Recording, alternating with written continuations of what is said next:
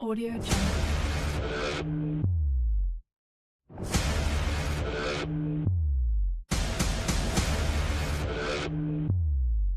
Audio Jungle.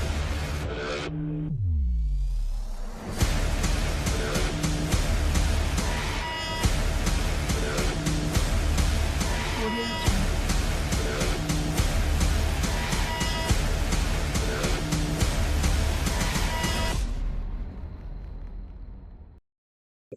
Assalamualaikum warahmatullahi wabarakatuh. Jumpa lagi dengan saya, Sobat OKB. Kita ketemu lagi di obrolan keluarga berencana. Nah, Sobat OKB, kita akan membahas tentang program Bangga Kencana. Di tengah-tengah kita sudah hadir narasumber yang keren, luar biasa, orang nomor satunya di perwakilan BKKBN Provinsi Jawa Tengah. Yuk kita kenalan, Cikidot. Assalamualaikum warahmatullahi Waalaikumsalam wabarakatuh. warahmatullahi wabarakatuh. Bu Eka ini Ya, sudah berapa ya, 2 tahun ya Bu ya, di perwakilan BKKBN Jawa Tengah, menjelang 2 tahun. menjelang 2 tahun. Beliau sebelumnya adalah di Direktur KIE di BKKBN Pusat. Nama beliau adalah Eka Sulistia Ediningsih. Dan lebih akrabnya dipanggil dengan Mak Eka. Karena lantaran ingin mendekatkan diri ke masyarakat, gitu. Oke, kita ngobrol-ngobrol aja Bu tentang program Bangga Kencana. Sebenarnya program Bangga Kencana tuh apa sih Bu? Kepanjangannya apa? Terus maknanya apa? Gitu. Ya, ya. Program Bangga Kencana itu, eee, kalau dulu, mungkin yang seusia saya pernah mendengar tentang program keluarga berencana. Jadi program keluarga berencana itu dimulai sejak 1970 ya. Kemudian, eee, ber berkembang terus, kemudian berusaha melakukan pendekatan yang sesuai dengan zaman, gitu. Karena kita tahu zaman 70 sama zaman sekarang tentu saja berbeda. Maka pada usia BKKBN sekitar 50 tahun di tahun 2020, BKKBN melakukan rebranding dan BKKBN melihat gitu, eee, sebetulnya bagaimana pangsa pasarnya BKKBN, objektifnya BKKBN, sasarannya BKKBN itu ternyata kalau sekarang itu adalah mereka-mereka yang berusia 15 sampai dengan 39 tahun. Dan kita melakukan survei, kemudian ternyata kita menemukan fakta bahwa anak-anak muda itu tidak relate dengan program keluarga berencana. Dengan slogan, "Ayo ikut KB, 2 anak cukup." Mereka nggak relate. Kurang Mereka familiar ya merasa Bu ya? mereka merasa bahwa itu adalah programnya orang tua, bukan Oh iya, programnya iya. saya, gitu kan. Terus apalagi dengan logo 2 ayah ibu Oh, menggandeng 2 anak itu kan, pure mereka menganggap bahwa itu adalah programnya orang orang-orang tua, tua. bukan programnya anak muda. Betul. Dan ketika ditanya, "Apa itu program KBO?" "Itu program yang namanya ada terpampang di kantor-kantor desa ya." Mereka menganggap juga program KB adalah program orang desa. Sehingga kemudian BKKBN ketika itu bekerja sama dengan Johns Hopkins University mencoba membuat rumusan. Sebetulnya program KB itu menurut milenial, menurut anak-anak muda itu apa? Akhirnya dari survei yang dilakukan oleh Johns Hopkins University bersama-sama BKKBN, diketemukanlah bahwa ternyata para milenial itu menganggap bahwa program keluarga berencana itu adalah program perencanaan. Semua di hidup ini butuh perencanaan. Iya, Ya, apapun kalau kita mau jalan-jalan juga butuh perencanaan. Kalau berencana Mbak ya. Wiwit juga mau ke kantor butuh perencanaan. Iya. Hari ini pakai baju apa ya? Oh, hari ini harus pakai baju biru gitu.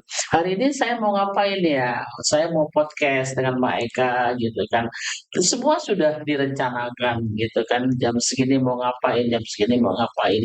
Melakukan sesuatu yang temporary aja harus direncanakan, apalagi dalam hidup ya, apalagi dalam memanfaatkan hidup ya, maka itu harus direncanakan. Anak muda bagus sekali dan mereka menganggap program keluarga berencana itu adalah suatu perencanaan, maka mereka bersepakat bahwa eh, slogan KB itu sebaiknya bukan dua anak cukup, laki perempuan sama saja. Yang dulu gini Karena ya. kalau dua dua anak cukup itu debatable. Debatable. Mungkin saya bilang dua anak cukup, Mbak Wiwit bilang tiga cukup. Iya. Kalau dua anak lebih baik, saya bilang dua lebih baik, Mbak Wiwit bilang tidak lebih Tidak baik. lebih Mungkin baik. tiga lebih baik. Maka kemudian anak-anak muda, para milenial melihat bahwa ini adalah sebuah perencanaan panjang, bukan masalah soal anak saja, bukan masalah soal kuantitas saja, tapi ini ada persoalan kualitas. Perencanakan kehidupan untuk kualitas hidup yang lebih baik. Maka kemudian slogannya berubah, ya. Kemudian nama program KB menjadi tidak relate lagi. Kita tahu bahwa dulu namanya program KB, berubah lagi menjadi program KKBPK. Kan ingat tuh, tahun 2009 berubah. 2009. Ya, namanya Program Kependudukan, Keluarga Berencana, dan Pembangunan Keluarga. Tapi program ini ketika kita tanyakan kepada masyarakat, pada nggak tahu, bahkan menyebutkannya susah. Karena kalau disingkat kan konsonan Konsen semua tuh, semua. KKBPK, kan iya. sulit. Iya, betul. Nah, akhirnya ketika Iya. rebranding di tahun 2020 itu, dirubahlah namanya menjadi Program Bangga Kencana. Kencana. Singkatan dari Program Pembangunan Keluarga, Kependudukan, dan Keluarga Keluarga Berencana. Nama itu relate dengan dinamika perkembangan program. Kita tahu bahwa kita punya dua amanah dalam pelaksanaan program pengelolaan kependudukan. Kalau kita mengacu kepada Undang-Undang Nomor 52 Tahun 2009, kita tahu bahwa kita punya dua amanah besar. Amanah besar ini yang pertama adalah menjaga penduduk tumbuh seimbang. Yang kedua adalah mewujudkan penduduk berkualitas dengan membentuk keluarga-keluarga berkualitas. Dalam amanah yang pertama, bila kita lihat dari angka kelahiran sekarang, kalau dulu ketika program keluarga berencana baru diluncurkan, angka kelahiran itu kan sekitar 6. Rata-rata perempuan yang menikah itu punya anak 6. 6. Gitu. Sekarang angka kelahirannya cuma 2,04 di Jawa Tengah. Sehingga kita tahu bahwa perempuan rata-rata punya anak 2. Dari sini sudah berhasil ya, sudah Iya. menunjukkan Dari- hasil. Karena targetnya adalah rata-rata perempuan menikah punya anak Cuma 2. 2. Kan? Iya. Sekarang kan sudah tercapai. Ya, jadi artinya kita tinggal menjaga saja, tidak turun terlalu banyak, tidak naik terlalu banyak, gitu kan. Kalau bisa jangan naik lagi, jangan turun lagi, tapi juga jangan naik lagi, gitu. Kita menjaga penduduk tumbuh seimbang. Maka sekarang kita tidak lagi bicara soal kuantitas, maka yang harus kita lakukan adalah kualitas, ya kan? Sehingga kemudian kita fokus kepada pembangunan keluarga. Maka kalau Mbak Wiwit dan Bapak Ibu semua yang menonton ini melihat bahwa namanya Program Bangga Kencana, Program Pembangunan Keluarga, Kependudukan, dan Keluarga Berencana. Itu kira-kira. Oke. Keren. Jadi, Iya, jadi Sobat OKP sudah ini ya, sedikit paham program Bangga Kencana. program Bangga Kencana Iya. seperti itu ya. Jadi kita nurutin anak-anak muda nih. Kita nurutin anak-anak muda karena BKKBN itu tekadnya mau jadi sahabat keluarga, mau jadi sahabat remaja. Remaja. Ya. Jadi berbicara tentang remaja ini. Ini kan banyak fenomena-fenomena sekarang ya, Mbak Eka ya. Bahkan di Cina itu sudah ini apa namanya? Free child. Free child, ya. Kan tadi rata-rata seorang ibu sudah 2 anaknya. Nah, nanti apa enggak misalnya 10 tahun ke depan, kira-kira kalau generasi milenial itu punya semboyan kayak gitu, BKKBN seperti apa mengantisipasinya, Mbak Eka? Ya, kita lihat saja sekarang ya bahwa mereka-mereka yang menikah itu 85%-nya masih langsung hamil. Iya. Jadi sepertinya kalau sekarang itu free set belum Belum kelihatan. ya. Mungkin ada, Iya. tapi mungkin sedikit lah mungkin di kota-kota besar. Tapi kalau di sebahagian besar pengantin itu rata-rata 85% dari data yang ada itu masih Masih pengen mereka punya anak langsung ya? mereka langsung hamil kok gitu Iya kan. iya iya. Kemudian masih banyak program bayi tabung, Bayi program tabung, hamil masih iya. banyak dilakukan. Dokter-dokter bayi tabung, dokter-dokter hamil, dokter-dokter Masih promil iya, masih laris gitu laris. ya.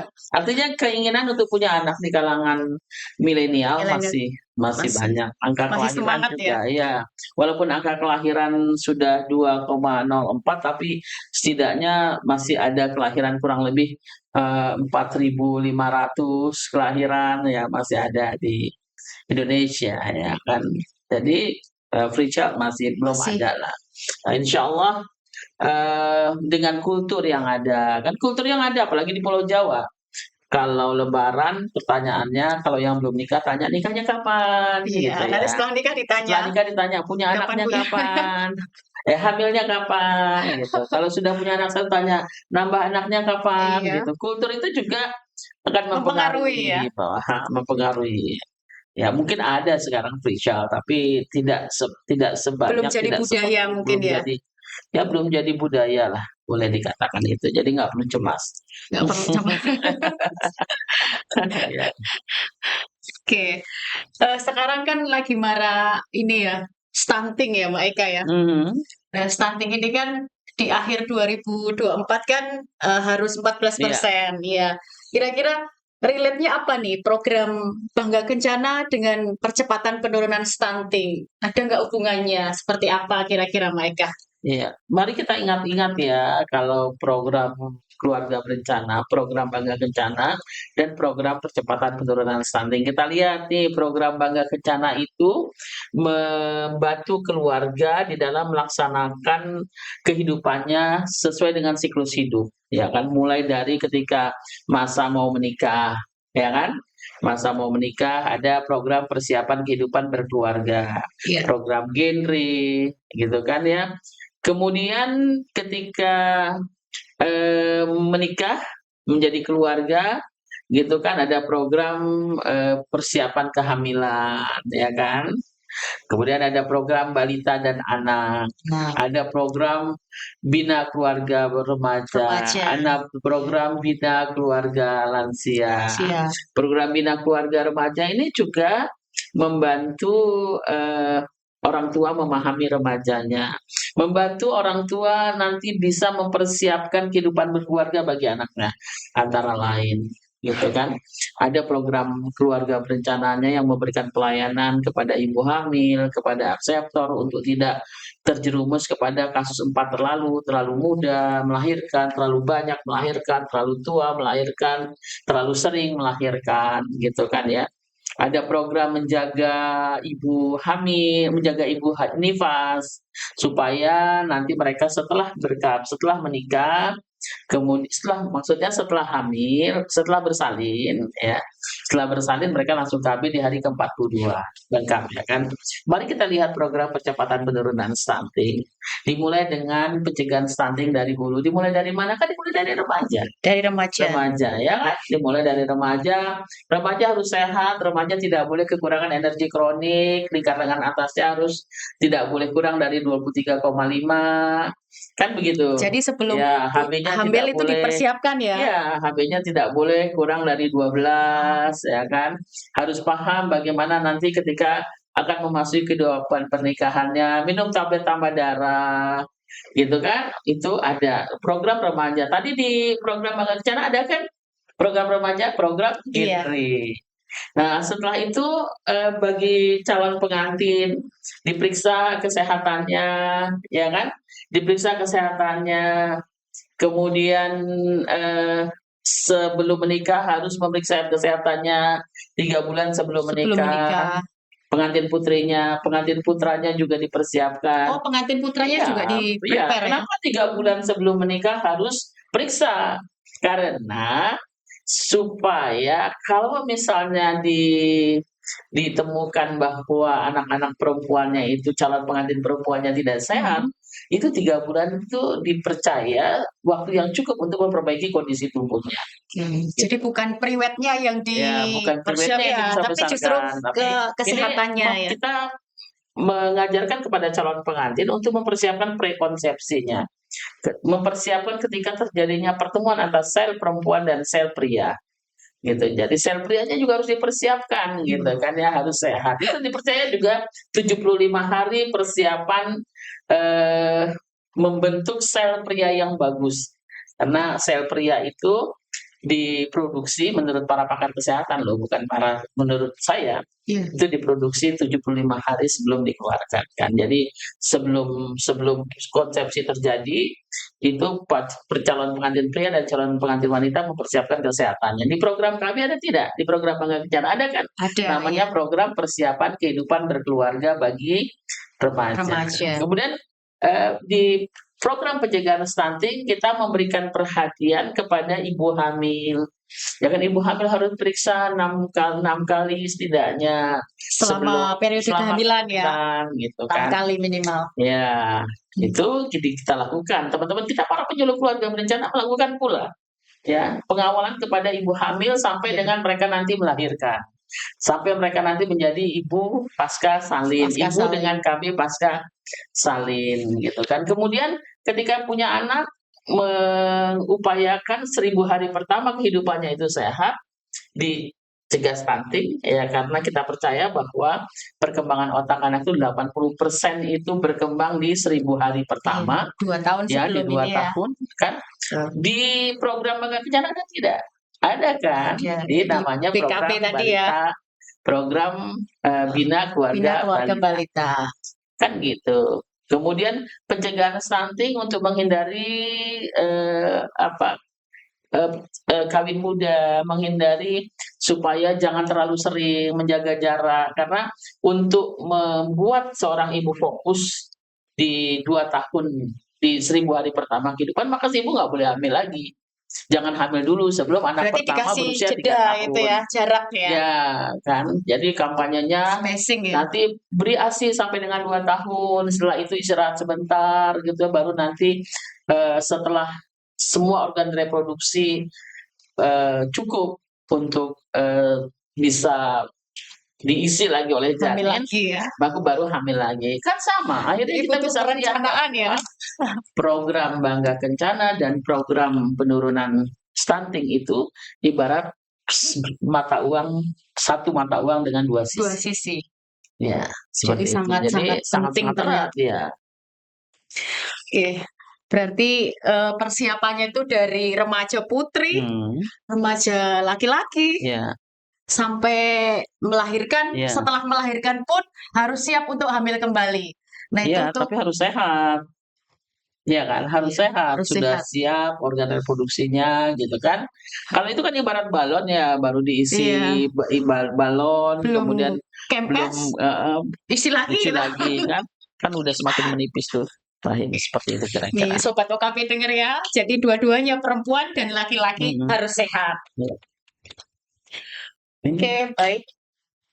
Bu Eka mungkin satu lagi ya, pertanyaan.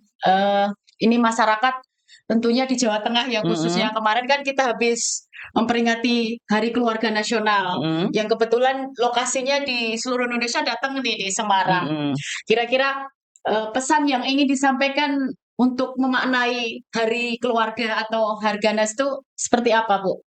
Pesan Yang ingin disampaikan untuk keluarga-keluarga milenial gitu kan, tuh kira-kira apa yang ingin disampaikan? Iya, keluarga kan ada lagunya. Harta yang paling berharga adalah keluarga. Istana yang paling indah adalah keluarga. Puisi yang paling bermakna adalah keluarga. Mutiara tiada tara adalah keluarga. Istana yang paling indah itu adalah keluarga. Jangan cari istana di mana-mana. Anak, istri, suami, jangan cari istana di tempat lain. Ya, istana di dunia ini adalah keluarga. Jadi yang paling berharga.